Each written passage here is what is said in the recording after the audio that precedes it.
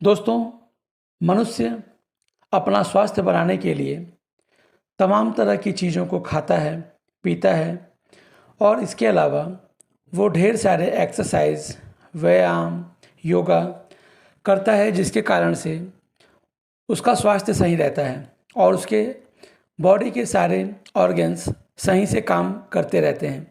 इसके लिए वो बहुत सारी प्रयास करता है, दिन भर ढेर सारा पानी भी पीता है और अपने स्वास्थ्य को सही रखने की भरपूर कोशिश करता है।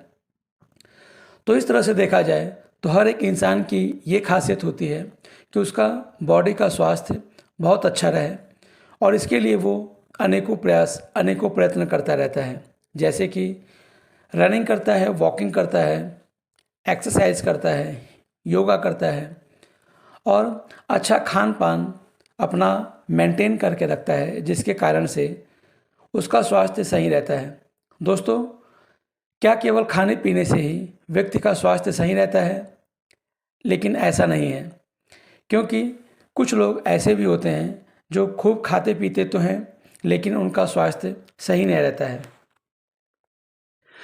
तो दोस्तों, आज के इस वीडियो में हम लोग ह्यूमन डाइजेस्टिव सिस्टम्स में पाए जाने वाले ढेर सारे ग्लैंड्स के बारे में जानने की कोशिश करेंगे, जिनसे कुछ स्पेशल टाइप्स के एंजाइम्स निकलते हैं जो हमारे खाने को डाइजेस्ट करने में हेल्प करते हैं। और यदि हमारा खाना सही से डाइजेस्ट होता रहे तो हमारा स्वास्थ्य हमेशा सही रहेगा। तो दोस्तों, आज के इस वीडियो में हम इसी बात पे चर्चा करेंगे कि हमारे बॉडी में कौन कौन से ऐसे ग्लैंड्स होते हैं जो हमारे फूड को डाइजेस्ट करने में हेल्प करते हैं और उन सारे ग्लैंड से कौन कौन से हार्मोन्स रिलीज होते हैं जो हमारे फूड को डाइजेस्ट करने में हेल्प करते हैं और डाइजेशन की प्रोसेस को बहुत ही आसान तरीक़ा से करने की काम करते हैं। तो चलिए आज का यह वीडियो स्टार्ट करते हैं और इन सभी के बारे में विस्तार से जानने की कोशिश करते हैं। तो दोस्तों, आज के इस वीडियो में हम जानेंगे digestive glands associated with alimentary canal, यानी आहार नाल से संबंधित पाचक ग्रंथियाँ। हमारे बॉडी में जितने भी डाइजेस्टिव ग्लैंड्स पाई जाती हैं उनके नाम कुछ इस प्रकार हैं। जैसे पहली होती हैं सैलिवरी ग्लैंड्स, दूसरी होती हैं गैस्ट्रिक ग्लैंड्स, थर्ड होती हैं इंटेस्टाइनल ग्लैंड्स, फोर्थ होता है लीवर और फिफ्थ होता है पैनक्रियाज। तो हमारे बॉडी में ये डिफरेंट टाइप्स के ग्लैंड्स पाए जाते हैं जिनसे हार्मोन्स भी सेक्रेट होते हैं, लेकिन उसके साथ साथ कुछ एंजाइम्स भी सेक्रेट करते हैं और ये एंजाइम्स ही हमारे फूड को डाइजेस्ट करने का काम करते हैं। तो चलिए जानते हैं एक एक करके इन सारे डाइजेस्टिव ग्लैंड्स के बारे में। दोस्तों, यह जो चित्र आपके सामने प्रस्तुत है यह ह्यूमन डाइजेस्टिव सिस्टम का फिगर दिखाया गया है और इस ह्यूमन डाइजेस्टिव सिस्टम में आपको डिफरेंट टाइप्स के ग्लैंड्स दिखाई दे रही होंगी, जिसमें सैलिवरी ग्लैंड है, स्टमक है, पैनक्रियाज है, इंटेस्टाइन है और इसके अलावा हमारे बॉडी में पाए जाने वाले और भी डिफरेंट टाइप्स के ऑर्गन्स इस बॉडी में दिखाई दे रहे हैं। लेकिन हम आज के इस वीडियो में इन ग्लैंड्स के बारे में ही जानने की कोशिश करेंगे, जिससे हमारा डाइजेशन ईजी तरीके से होता है, क्योंकि इनसे डिफरेंट टाइप्स के इम्पॉर्टेंट हार्मोन्स और इम्पॉर्टेंट एंजाइम्स का सेक्रेशन होता है। तो चलिए जानते हैं कि हमारे बॉडी में एंजाइम्स निकालने वाले कौन कौन से ग्लैंड्स होती हैं और उनकी पोजीशन कहाँ कहाँ होती है। तो चलिए सबसे पहले जानते हैं सैलिवरी ग्लैंड्स के बारे में। दोस्तों, ह्यूमन बींग्स में 3 पेयर्स ऑफ सैलिवरी ग्लैंड्स यानी टोटल 6 नंबर में सैलिवरी ग्लैंड्स पाई जाती हैं, जिनके नाम कुछ इस तरह से हैं। पहला होता है पैरोटिड ग्लैंड, दूसरी होती हैं सब मैक्सिलरी ग्लैंड और थर्ड होती हैं सब लिंगुअल ग्लैंड्स। तो इस तरह से देखा जाए तो ह्यूमन बींग्स में कुल 6 प्रकार की सैलिवरी ग्लैंड्स या यूँ कहा जाए कि 3 पेयर्स ऑफ सैलिवरी ग्लैंड्स पाई जाती हैं, जो हमारे मुंह में होती हैं और इनसे निकलने वाले एंजाइम्स हमारे फूड को डाइजेस्ट करने में हेल्प करते हैं। दोस्तों, यह जो फिगर दिखाया गया है यह ह्यूमन बींग के सैलिवरी ग्लैंड्स के फिगर हैं। चलिए जानते हैं एक एक करके इन सभी सैलिवरी ग्लैंड्स के बारे में। तो सबसे पहले जानते हैं पैरोटिड ग्लैंड के बारे में। दोस्तों, यह पैरोटिड ग्लैंड्स एक पेयर में होता है, यानी इनकी संख्या 2 होती है। यह सिर के दोनों ओर हमारे कान के नीचे होते हैं और इनकी जो सैलिवरी डक्ट होती है वो हमारे मुंह में आकर के नीचे की तरफ हमारे जो कैनाइन दांत होते हैं उसके पीछे से जाकर के हमारे माउथ में खुलती है। तो चलिए अब जानते हैं दूसरे प्रकार की ग्लैंड जिसको सब मैंडिबुलर ग्लैंड कहा जाता है। दोस्तों ये भी एक जोड़ी होती हैं। ये दोनों जबड़ों के जुड़ने के स्थान के समीप होती हैं। ये ईच ग्लैंड्स जो यानी प्रत्येक ग्रंथि जो होती है ये इसकी डक्ट हमारे निचले जबड़े के कैनाइन दांतों के ठीक पीछे खुलती है। इसी तरह से जो तीसरी ग्लैंड होती है उसका नाम है सबलिंगुअल ग्लैंड्स, और यह सबलिंगुअल ग्लैंड भी एक जोड़ी यानी दो होती हैं। इनका एक जोड़ा जीभ के नीचे स्थित होता है जो बहुत महीन डक्ट्स के द्वारा निचले जबड़े व जीभ के बीच में खुलता है। तो इस तरह से सैलिवरी ग्लैंड्स हमारे बॉडी में कुल 6 होती हैं यानी 3 पेयर्स होती हैं। एक पेयर पैरोटिड ग्लैंड्स की, एक पेयर सबलिंगुअल ग्लैंड की और एक पेयर सब मैंडिबुलर ग्लैंड की होती है। इस सैलिवरी ग्लैंड से जो सलाइवा निकलता है यानी जो लार निकलता है उस लार में टाइलिन नामक एंजाइम पाया जाता है जो हमारे फूड को डाइजेस्ट करने में हेल्प करता है। इसके अलावा हमारे मुंह में भोजन को दांतों से पीसने और चबाने में भी मदद करता है। इसके अलावा सलाइवा हमारे बोलने की प्रोसेस में भी हेल्प करता है और हमारे दांतों के बीच फंसे हुए भोज्य पदार्थ को भी इकट्ठा करके अंदर पहुंचाने का काम करता है। सैलिवरी ग्लैंड्स के बाद अब जानते हैं गैस्ट्रिक ग्लैंड्स। दोस्तों हमारे बॉडी में 3 टाइप्स की ग्लैंड्स यानी गैस्ट्रिक ग्लैंड्स पाई जाती हैं जिनका नाम कुछ इस तरह से है: कार्डिक ग्लैंड्स, पाइलोरी ग्लैंड और फंडिक ग्लैंड्स। ये तीनों ग्लैंड्स हमारे स्टमक में पाई जाती हैं। जो फंडिक ग्लैंड्स होती हैं उनमें 4 टाइप्स ऑफ सेल पाई जाती हैं जिसमें से पहली होती हैं चीफ सेल्स या पेप्टिक सेल्स, दूसरी होती हैं पेराइटल या ऑक्जेंटिक सेल्स, तीसरी होती हैं गॉबलेट सेल्स और चौथी होती हैं अर्जेंटेफिन सेल्स। तो इस तरह से हमारे स्टमक की जो वॉल होती है उसमें कुल 3 प्रकार की गैस्ट्रिक ग्लैंड्स पाई जाती हैं जिसमें से पहली होती है कार्डिक ग्लैंड्स, दूसरी पाइलोरी ग्लैंड्स और तीसरी होती है फंडिक ग्लैंड्स। तो चलिए जानते हैं इन तीनों ग्लैंड्स के बारे में विस्तार से। दोस्तों जैसा कि अभी आपने जाना कि हमारे स्टमक की दीवार में 3 प्रकार की ग्लैंड्स पाई जाती हैं जिसमें से पहली ग्लैंड होती है कार्डियक ग्लैंड्स। यह येलो कलर के तीर के द्वारा कार्डियक पोर्शंस को दिखाया जा रहा है। इस कार्डियक पोर्शन की ही दीवार में कार्डियक ग्लैंड्स पाई जाती हैं। दोस्तों यह कार्डियक ग्लैंड्स म्यूकस को सेक्रेट करती हैं और म्यूकस जो होता है ये हमारे स्टमक के म्यूकोसा लेयर की कोशिकाओं पर फैलकर एक प्रोटेक्टिव लेयर बनाने का काम करता है। इस प्रकार यह गैस्ट्रिक जूस एवं उसके डाइजेस्टिव एंजाइम्स को इन कोशिकाओं पर कोई प्रभाव नहीं पड़ने देता है। चलिए अब जानते हैं दूसरे प्रकार के ग्लैंड जिसको फंडिक ग्लैंड कहा जाता है। दोस्तों येलो कलर की फिगर से स्टमक के फंडस यानी फंडिक पार्ट्स को दिखाया गया है। जो बीच वाला मेन पोर्शन होता है स्टमक का उसे ही फंडिक रीजन कहा जाता है और इस फंडिक रीजन में ही जो उसकी वॉल पे जो ग्लैंड्स पाई जाती हैं उन्हीं को फंडिक ग्लैंड्स कहा जाता है। दोस्तों इन फंडिक ग्लैंड्स में 4 प्रकार की सेल्स पाई जाती हैं जिसमें से चारों के नाम ये इस प्रकार हैं: चीफ सेल्स और पेप्टिक सेल्स, दूसरी पेराइटल या ऑक्जेंटिक सेल्स, तीसरी होती हैं गॉबलेट सेल्स और चौथी होती हैं अर्जेंटेफिन सेल्स। तो इस तरह से फंडिक रीजन्स में 4 प्रकार की सेल पाई जाती हैं जिनसे पेप्सिन एवं रेनिन एंजाइम बनता है जो चीफ सेल या पेप्टिक सेल से निकलते हैं। इसके अलावा जो पेराइटल सेल्स होती हैं उससे HCl निकलता है, गॉबलेट सेल से म्यूकस का सेक्रेशन होता है और अर्जेंटेफिन सेल से गैस्ट्रिक हार्मोन का सेक्रेशन होता है। चलिए अब जानते हैं गैस्ट्रिक ग्लैंड्स के तीसरे प्रकार के बारे में जिसका नाम है पाइलोरिक ग्लैंड। दोस्तों यह येलो कलर की फिगर से पाइलोरिक रीजन स्टमक का दिखाया गया है। इस पाइलोरिक ग्लैंड से म्यूकस का सेक्रेशन होता है और यह आमाशय के पाइलोरिक भाग में होते हैं। तो इस तरह से पाइलोरिक ग्लैंड से म्यूकस का सेक्रेशन होता है। तो दोस्तों आपने गैस्ट्रिक ग्लैंड्स की तीनों प्रकार के बारे में जाना, जिसमें से कार्डियक रीजन यानी कार्डियक रीजन से कार्डियक ग्लैंड्स होती हैं, उसके अलावा फंडिक रीजन में फंडिक ग्लैंड्स पाई जाती हैं, और उसके पाइलोरिक रीजन में पाइलोरिक ग्लैंड्स पाई जाती हैं, जिनसे डिफरेंट टाइप्स के हार्मोन्स, डिफरेंट टाइप्स के एंजाइम्स और HCl और म्यूकस का सेक्रेशन होता है।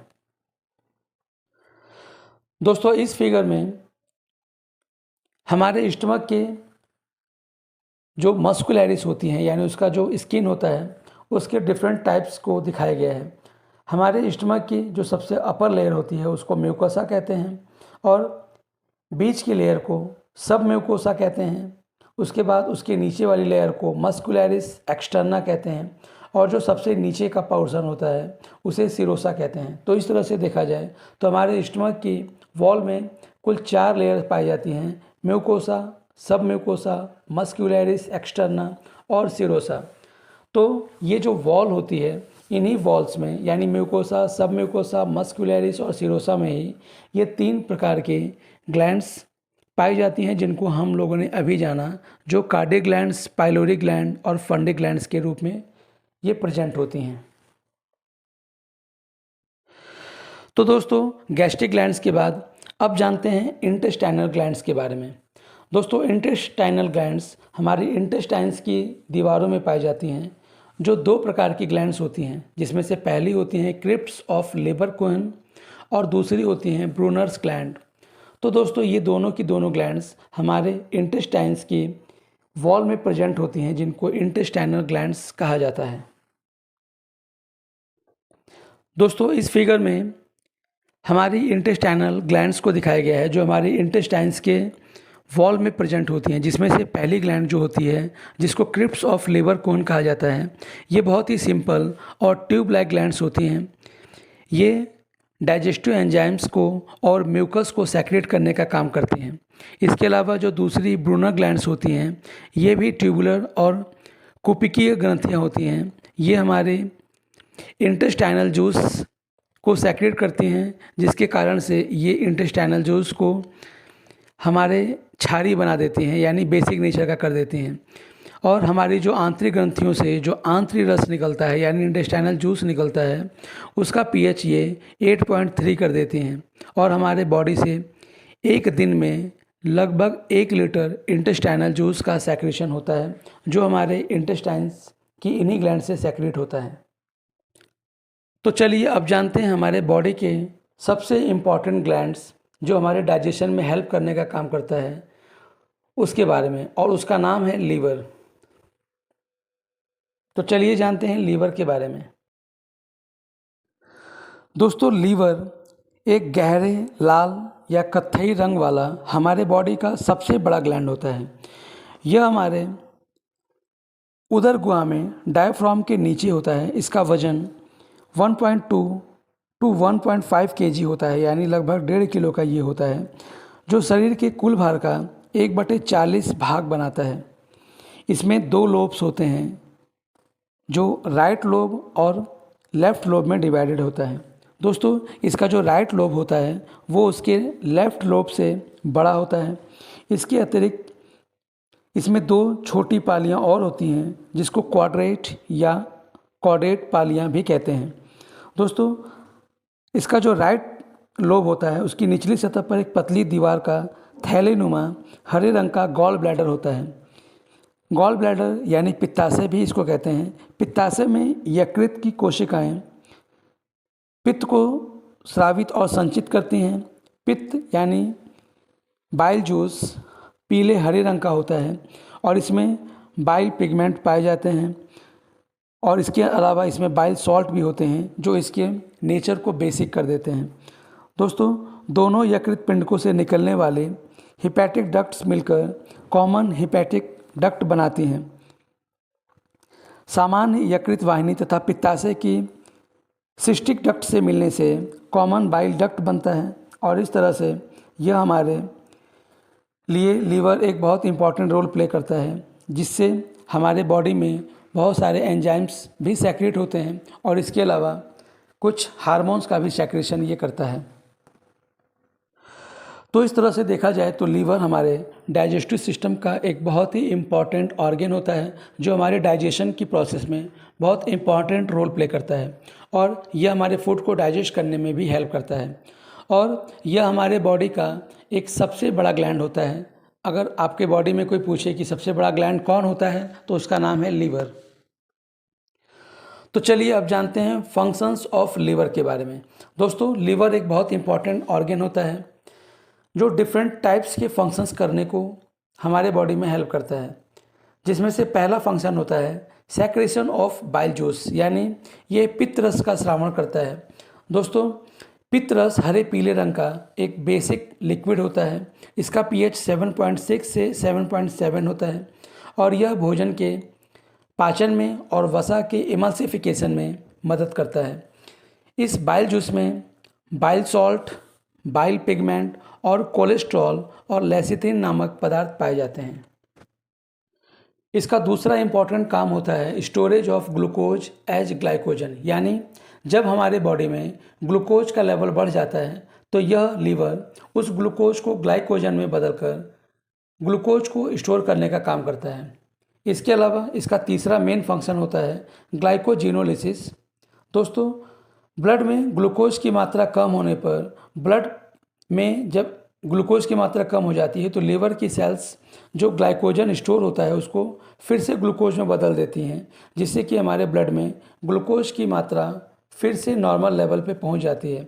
इस प्रोसेस को ग्लाइकोजिनोलिसिस कहते हैं। इसके अलावा इसका फोर्थ मेन इंपॉर्टेंट फंक्शन होता है ग्लूकोनियोजेनेसिस। आवश्यकता पड़ने पर लीवर की कोशिकाएं कार्बोहाइड्रेट्स के अतिरिक्त अन्य पदार्थों जैसे एमिनो अम्ल, फैटी एसिड्स, ग्लिसरॉल से भी ग्लूकोज का फॉर्मेशन कर लेती हैं। ग्लूकोज के निर्माण की इस क्रिया को ग्लूकोनियोजेनेसिस कहते हैं। इसका पांचवा इंपॉर्टेंट फंक्शन होता है synthesis and storage of fat, यानी वसा का संश्लेषण और संचय। लीवर की कोशिकाएं ग्लूकोज को वसा में भी बदल सकती हैं जो एडिपोज टिश्यू में इकट्ठा हो जाता है। इसके अतिरिक्त यह लिपिड के मेटाबॉलिज्म अर्थात वसा अम्लों के डीनेचुरेशन और फैट्स के फास्फोरिलेशन का कार्य भी लीवर की सेल्स करती हैं। इसके अलावा इसका सिक्स्थ मेन काम होता है synthesis and storage of vitamins. Carotene से विटामिन ए का संश्लेषण लीवर की सेल्स में ही होता है। इसके अतिरिक्त इन कोशिकाओं में विटामिन ए तथा विटामिन डी स्टोर होता है। इसका सातवां मेन इंपॉर्टेंट फंक्शन होता है स्टोरेज ऑफ इनऑर्गेनिक सब्सटेंसेस, यानी अकार्बनिक पदार्थों का संग्रह। यकृत कोशिकाओं के कोशिका द्रव्य में लोहा, तांबा आदि अकार्बनिक पदार्थ भी संचित रहते हैं। इसके अलावा इसका एट्थ मेन फंक्शन होता है सिंथेसिस ऑफ एल्ब्यूमिन्स। यकृत में एमिनो अम्ल से एल्ब्यूमिन्स का निर्माण होता है जो रुधिर में जल की निश्चित मात्रा बनाए रखते हैं। इसका नाइन्थ मेन फंक्शन होता है डीएमिनेशन ऑफ प्रोटीन्स, यानी प्राणियों में प्रोटीन्स का संचय नहीं होता है, अतः आवश्यकता से अधिक एमिनो अम्ल लीवर की कोशिकाओं में पायरुविक अम्ल या अमोनिया में बदल दिए जाते हैं। इसी क्रिया को डीएमिनेशन कहते हैं। इसका 10वां मेन फंक्शन होता है सिंथेसिस ऑफ यूरिया। दोस्तों, प्रोटीन के डीएमिनेशन से या प्रोटीन के मेटाबॉलिज्म से उत्पन्न अमोनिया यकृत कोशिकाओं में CO2 के साथ मिलकर यूरिया में बदल जाती है और किडनी इस यूरिया को मूत्र बना देती है, यानी यूरिन बना देती है। इसका 11वां मेन फंक्शन होता है removal of excretory products. Body में हमारे जितने भी एक्सक्रीटरी प्रोडक्ट्स बनते हैं उसको बॉडी से निकालने का काम भी लीवर करता है। इसके अलावा इसका 12वां मेन फंक्शन होता है डिटॉक्सिफिकेशन ऑफ टॉक्सिक प्रोडक्ट्स। हमारे शरीर में जो भी टॉक्सिक प्रोडक्ट्स होते हैं यानी विषैले पदार्थ होते हैं, उन विषैले पदार्थों को डिटॉक्सिफाई करने का काम भी इसी लीवर के द्वारा किया जाता है। इसके अलावा इसका एक और मेन फंक्शन होता है फैगोसाइटोसिस, यानी जीवाणुओं का भक्षण। दोस्तों, लीवर में कुछ कुफ्फर सेल्स पाई जाती हैं जो हमारे बॉडी की में पाए जाने वाले हानिकारक बैक्टीरिया को खा करके उन्हें नष्ट कर देती हैं। इस क्रिया को ही फैगोसाइटोसिस कहते हैं। इसके अलावा इस लीवर का एक और मेन फंक्शन होता है डिस्ट्रक्शन ऑफ डेड RBC, यानी जितनी भी RBC हमारे बॉडी में डेड हो जाती हैं तो लीवर की कुफ्फर सेल्स उनको नष्ट कर देती हैं। इसके अलावा ये हमारे शरीर में फॉर्मेशन ऑफ ब्लड प्रोटीन्स का भी काम करता है। हमारे बॉडी के ब्लड में कुछ प्रोटीन्स पाई जाती हैं जैसे प्रोथ्रोम्बिन और फाइब्रिनोजन। इन प्रोटीन्स का फॉर्मेशन भी इसी लीवर के द्वारा किया जाता है। इसका 16th मेन फंक्शन होता है सेक्रेशन ऑफ हिपैरिन। दोस्तों, हिपैरिन नामक पदार्थ का सेक्रेशन भी लीवर की कोशिकाओं से होता है। यह हिपैरिन रुधिर वाहिनियों में रुधिर को जमने से रोकता है। इसके अलावा एक और इसका मेन फंक्शन होता है सेक्रेशन ऑफ एंजाइम्स, यानी लीवर की सेल्स कुछ ऐसे एंजाइम्स को निकालती हैं जिनके द्वारा शरीर से प्रोटीन, फैट और कार्बोहाइड्रेट्स का मेटाबॉलिज्म प्रोसेस परफॉर्म हो पाता है। इसके अलावा लीवर हमारे बॉडी में लिम्फ फॉर्म करने का भी काम करता है, यानी लिम्फ के निर्माण में भी लीवर हेल्प करता है। तो इस तरह से देखा जाए तो लीवर हमारे बॉडी में बहुत सारे इम्पॉर्टेंट रोल को परफॉर्म करता है और इसलिए लीवर एक बहुत ही इम्पॉर्टेंट ऑर्गन होता है। तो चलिए लीवर के बाद एक और बहुत इम्पॉर्टेंट ग्लैंड्स के बारे में चर्चा करते हैं जिसका नाम है पैनक्रियाज, या इसको हिंदी में अग्न्याशय कहा जाता है। तो चलिए जानते हैं पैनक्रियाज के बारे में। दोस्तों, पैनक्रियाज लंबी, चपटी और कटी फटी तथा अनियमित आकार की डिफ्यूज्ड डाइजेस्टिव ग्लैंड होती है जो ड्यूडेनम के यू के बीच में स्थित होती है। दोस्तों, इस पैनक्रियाज का रंग हल्का पीला गुलाबी सा होता है। पैनक्रियाज के दो पार्ट होते हैं जिसमें से पहला होता है एक्सोक्राइन पार्ट और दूसरा होता है एंडोक्राइन पार्ट। दोस्तों, एक्सोक्राइन पार्ट से डिफरेंट टाइप्स के पैनक्रियाटिक जूस सेक्रेट होते हैं और इन पैनक्रियाटिक जूस में बहुत सारे डाइजेस्टिव एंजाइम्स पाए जाते हैं जो हमारे फूड को डाइजेस्ट करने में हेल्प करते हैं। इसके अलावा इस पैनक्रियाज का जो एंडोक्राइन पार्ट होता है, उस एंडोक्राइन पार्ट्स में बहुत सारे आइसोलेट्स ऑफ लैंगरहैंस पाई जाती हैं, यानी बहुत सारे सेल्स का एक ग्रुप होता है जिसको आइसोलेट्स ऑफ लैंगरहैंस कहा जाता है। इस आइसोलेट्स ऑफ लैंगरहैंस में 3 प्रकार की सेल्स पाई जाती हैं जिसमें से एक होती है बीटा सेल्स, दूसरी होती हैं अल्फा सेल्स और तीसरी होती हैं डेल्टा सेल्स। बीटा सेल से इंसुलिन हार्मोन्स का सेक्रेशन होता है। इसके अलावा अल्फा सेल से ग्लूकेगॉन का सेक्रेशन होता है। तो इस तरह से ये पैनक्रियाज ग्लूकेगॉन और इंसुलिन हार्मोन्स को सेक्रेट करने का काम करता है, जिसमें से इंसुलिन हार्मोन तो हमारे बॉडी में ग्लूकोज के लेवल को कंट्रोल करने का काम करता है, यानी ग्लूकोज के लेवल को कम करता है। इसके अलावा ग्लूकेगॉन जो हार्मोन्स होता है यह हमारे बॉडी में ग्लूकोज के लेवल को इंक्रीज करने का काम करता है। तो इस तरह से इस पैनक्रियाज में एंडोक्राइन पार्ट्स और एक्सोक्राइन पार्ट्स दोनों होता है जो इस चित्र में दिखाया गया है। तो एक्सोक्राइन पार्ट्स से डाइजेस्टिव एंजाइम्स निकलते हैं जो हमारे फूड को डाइजेस्ट करने में हेल्प करते हैं, लेकिन एंडोक्राइन पार्ट्स में जो आइसोलेट्स ऑफ लैंगरहैंस सेल्स होती हैं उससे बहुत सारे हार्मोन्स का सेक्रेशन होता है। तो इस तरह से ये पैनक्रियाज भी एक बहुत इंपॉर्टेंट ऑर्गन या ग्लैंड होता है। तो चलिए अब जानते हैं फंक्शंस ऑफ पैनक्रियाज के बारे में। दोस्तों, पैनक्रियाज के कुछ फंक्शंस इस प्रकार हैं जिसमें से पहला है फॉर्मेशन ऑफ पैनक्रियाटिक जूस, यानी अग्न्याशय रस का निर्माण। दोस्तों, अग्न्याशय के लोब से कुछ डाइजेस्टिव एंजाइम्स निकलते हैं जिसमें 3 एंजाइम्स पाए जाते हैं, जिसमें से एक एंजाइम है ट्रिप्सिन, दूसरा है एमाइलोप्सिन और तीसरा है स्टीएप्सिन या लाइपेज एंजाइम। दोस्तों, ट्रिप्सिन एंजाइम प्रोटीन एवं पेप्टोन्स को पेप्टाइड्स और ट्राइपेप्टाइड्स में डाइजेस्ट करता है। इसके अलावा एमाइलोप्सिन हार्मोन जो है वो स्टार्च को ग्लूकोज में कन्वर्ट करता है और स्टीएप्सिन या लाइपेज एंजाइम फैट को ग्लिसरॉल या फैटी एसिड्स में डाइजेस्ट करने का काम करता है। इसके अलावा इस पैनक्रियाज का दूसरा मेन इंपॉर्टेंट काम होता है सेक्रेशन ऑफ इंसुलिन हार्मोन, जो हमने अभी आपको बताया कि यह इसके बीटा सेल से सेक्रेट होती हैं और ग्लूकोज के लेवल को डाउन करने का काम करती हैं। इसके अलावा इसका तीसरा एक और मेन इंपॉर्टेंट काम होता है कि सेक्रेशन ऑफ ग्लूकेगॉन हार्मोन, और यह ग्लूकेगॉन हार्मोन इसकी अल्फा सेल से निकलते हैं और जब हमारे बॉडी में ग्लूकोज का लेवल बहुत ही ज़्यादा कम हो जाता है तो उस ग्लूकोज के लेवल को बढ़ाने का काम ये ग्लूकेगॉन हार्मोन करता है। तो इस तरह से पैनक्रियाज भी एक इम्पॉर्टेंट ग्लैंड होता है जो हार्मोन्स निकालने के साथ साथ कुछ डाइजेस्टिव एंजाइम्स भी निकालता है जो हमारे फूड को डाइजेस्ट करने में हेल्प करते हैं।